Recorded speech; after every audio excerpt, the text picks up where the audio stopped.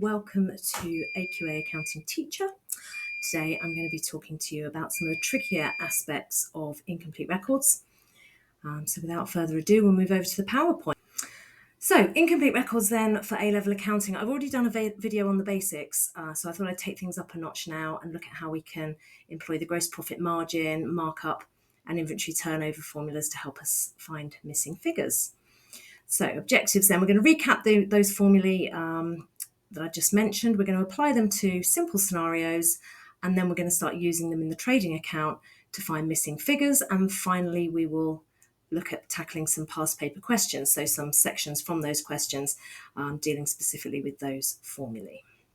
Okay, so some useful formulae there for you, some reminders. Gross profit margin is gross profit divided by sales or sales revenue times 100, and you can either do that for total sales or you can just do it for the selling price for one individual product. Same with gross profit markup. This is gross profit expressed as a percentage of cost of sales, so gross profit over cost of sales times 100 to convert it into a percentage.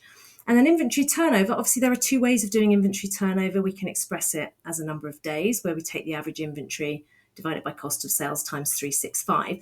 That's not going to be overly helpful to us in an incomplete records scenario. This is the one you want. Inventory turnover expressed as times per annum, so how many times on average the inventory completely replaces itself over the course of a year.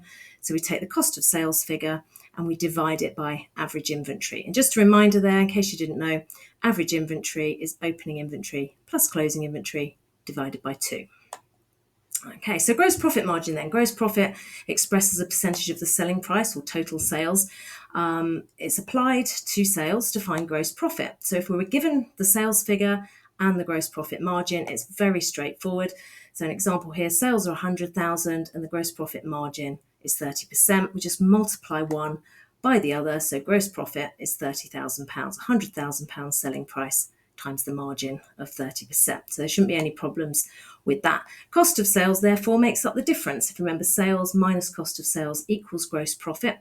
So if we know sales, we know gross profit, we can find cost of sales, which is the difference between the two. So very straightforward, doesn't come up in the exam like that very often at all, perhaps once in about the last 10 years.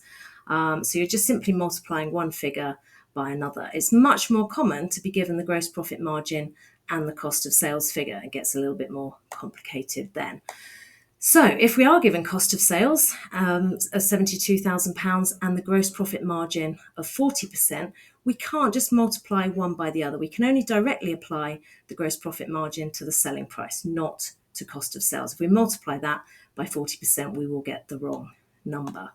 So we can't multiply one by the other. So what can we do? Well, we can use a mini trading account and insert the figures we know. So with margin, sales is always going to be the 100% figure. We're coming down, we're deducting gross profit, so in this case 40%, to find cost of sales. So we can insert the figures we know. So we know for sure that the selling price is going to represent 100%. That means that cost of sales must represent 60%. Okay, so what we can do then is start filling in some of the figures. So the ones in red are the ones that I've put in just from the information there. So we were already told 72,000, we were already given the gross profit margin of 40%. So I've just followed on from that, added in 100% for the relevant percentage for the sales figure. And then the difference between the two means that the cost of sales represents 60% of the selling price. So all we need to do is take the cost of sales that we've been given, divide it by 60 and then times it by 40, and that will tell us the gross profit.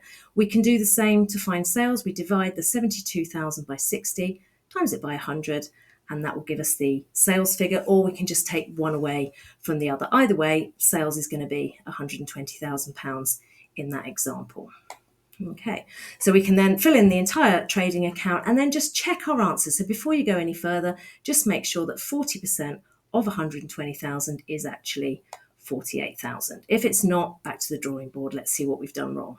Okay, so applying that to an exam question then, this one is Alberto. It's quite an old question 4 from an old ACCN 3 paper, 2012. So obviously given lots of information, I'm not going to go through the entire question now, but it does tell us here, I've done some wiggly highlighter lines, that all goods are sold with a gross profit margin of 20%. So that means that selling price represents 100% because it's margin, cost of sales represents 80%, and the gross profit margin is the difference there of 20%.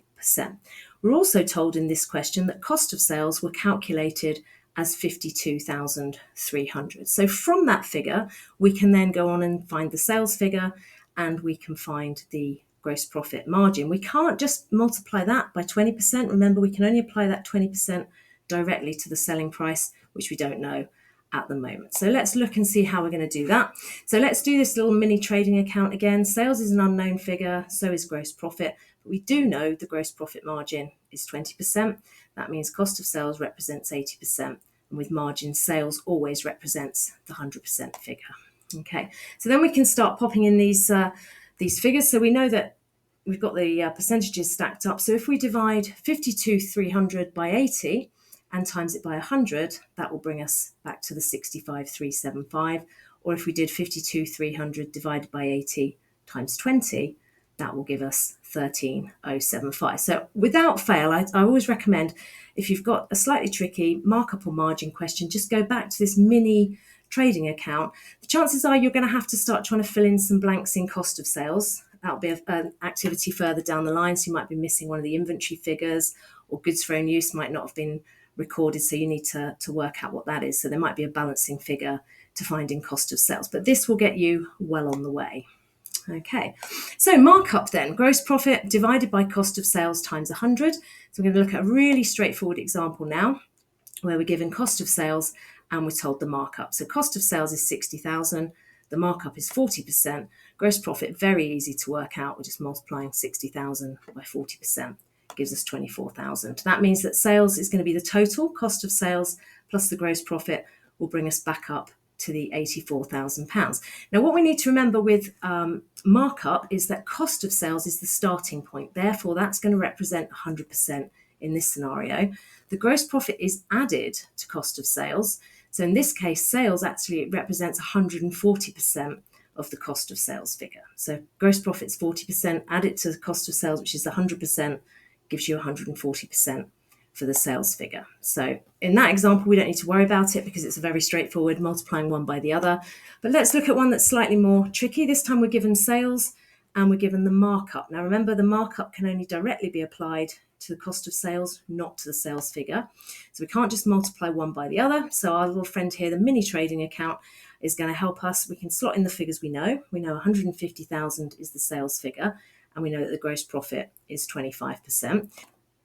Okay, so now we can start padding out the trading account. We know that sales was 150,000 and that the gross profit was 25%. So cost of sales is always going to be represented by 100% in these scenarios. So the sales figure is going to be 125% of cost of sales. So we take the 150,000, divide it by 125, that's its relevant percentage, and multiply it by 100, and that will give us the cost of sales. We can do the same to find gross profit. So take that 150,000, divide it by 125, times it by 25, and that gives us the gross profit. And yet again, can I urge you to check that your answer is correct? So make sure that you just double check 150,000 times 25% does actually equal 30,000 before you go any further. And again, you may have to fill in blanks in the cost of sales. You might be missing an inventory figure or goods for own use.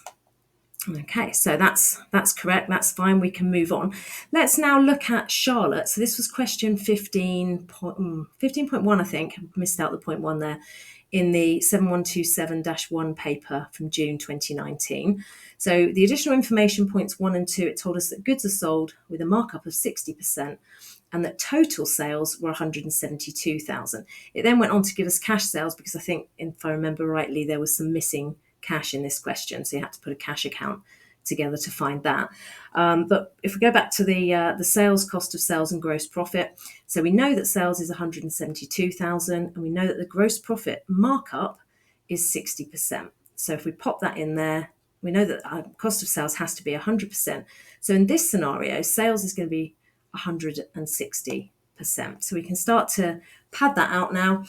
So the figure we were given, the 172,000, if we divide that by 160, which is going to be the relevant percentage there, times it by 100, that means cost of sales is 107,500. We do the same to find gross profit. So 172,000 divided by 160,000 and then times it by 60 gives you 64,500. And then we can just check that these figures are correct by taking the 107,500, multiplying it by 60%. Does that give us the figure at the bottom? Hopefully it does. Okay. So if we wanted to apply that to another exam question, then this is VERY, question 1 from ACCN 3, June 2017. In this one, they gave you a partially completed income statement. So you can see their sales is missing, purchases are missing, closing inventory is missing. But we've got the gross profit. So all we need is one of the three figures. We need either sales, cost of sales, or gross profit, and we need to know what percentage either the markup or margin is. As long as we've got the percentage and one of those three figures, we can fill in the rest. So gross profit 112 and sales are sold, all goods are sold to achieve a 25% markup. So cost of sales is 100%. Add on the 25% markup, that means that the selling price is 125% of cost of sales. So let's just stick that then into our little mini trading account. So these were the missing figures, the sales and the cost of sales, but we did know the 25%, so we can then fill in the rest here with the percentages, 100% for cost of sales, 125% for sales, and then we can start filling in the blanks. So if we know that the, what were we told here? I think we were told the gross profit margin, weren't we? 112,000, divide that by 25, times it by 125 will give you the sales figure, 560. The difference then, 448, is cost of sales, or we could just do the same calculation, 112, divide it by 25, times it by 100, will give you 448,000. Okay. So the other ratio that's really handy is inventory turnover. So if we've got perhaps opening inventory, and we know cost of sales, and we know the inventory turnover, then we can find closing inventory. Okay, so if we just have a reminder here, the formula for inventory turnover in times per annum is cost of sales divided by average inventory, and then average inventory is your opening plus your closing divided by 2. And it's quite common in an incomplete records question for them to have forgotten to do a stock take. So nobody did a stock take at the end of the year. We've got no idea what closing inventory is, but we will have an idea of opening inventory because presumably somebody prepared last year's financial statements. Okay, so if we know one of the inventory figures, and usually that's going to be the opening figure, and we know cost of sales, and we know the average inventory turnover in times per annum, we can find the missing closing inventory figure. Now, this does always make me laugh that we have an incomplete records scenario where proper books and records haven't been kept. Bizarrely, the owner knows exactly what their average inventory turnover was during the year. But it does make for an interesting exam question if it's not entirely real life. So finding the closing inventory with this one then. So if cost of sales divided by average inventory equals inventory turnover, we can rearrange that formula and say that cost of sales divided by that average inventory turnover equals average inventory. Now, if you remember, average inventory is opening plus closing divided by 2. So if we multiply that average by 2, that will give us the total inventory. And then all we have to do is deduct the opening inventory and we're left with closing inventory. Okay, so the stages are to rearrange the formula, take your cost of sales, divide it by the average inventory turnover in times per annum, not in days, otherwise you will get the wrong answer. That will give you average inventory. Multiply the average by 2 to get back to total inventory, opening plus closing. Deduct the one you know, usually the opening inventory, and that will leave you with closing inventory. Very straightforward. So an example here, cost of sales is 100,000, opening inventory 13,000, and average inventory turnover is 10 times per annum. What is closing inventory? Well, let's just apply the steps. Find the average inventory. So average inventory is 100,000 divided by 10, which is £10,000. Multiply it by 2 to get total inventory. That's £20,000. And then deduct the opening one, which was 13,000. Means that in this scenario, our closing inventory is £7,000. Okay, let's apply this one then to Alberto. If you remember Alberto, they'd given us the cost of sales. We've already used this one to sort out the profit margin and find the selling price. But cost of sales were 52,300 and average inventory turnover was 5 times during the year to December 2011. So step 1, find the average inventory. So take cost of sales, that 52,300, divide it by 5. That gives you average inventory of 10,460. And if you look up here, we've got opening inventory. So let's multiply it by 2 to find the total inventory. So in this case, it's 20,920. So that's the total of opening plus closing. Then we can deduct the opening inventory. 9450, and that means that closing inventory is 11,470, quite simply just the difference between the two. Okay, let's apply it to another one. So we've got Viri again, ACCN 3, June 2017. So in this case, we have worked out cost of sales, I think. We worked out cost of sales in the previous example. And if you remember, the gross profit markup was 25% and inventory turnover is 10 times per annum. So if we can find cost of sales using the gross profit markup. So just a reminder there, if gross profit is 112,000, divide it by 25, times it by 100 to get back to cost of sales, that's 448,000. Divide that by 10 because the average inventory turnover is 10 times per annum. So average inventory is 44,800. Times it by 2 to find the total inventory, 89,600. And then knock off the opening inventory, 39,780. And that gives you the closing inventory, 49,820.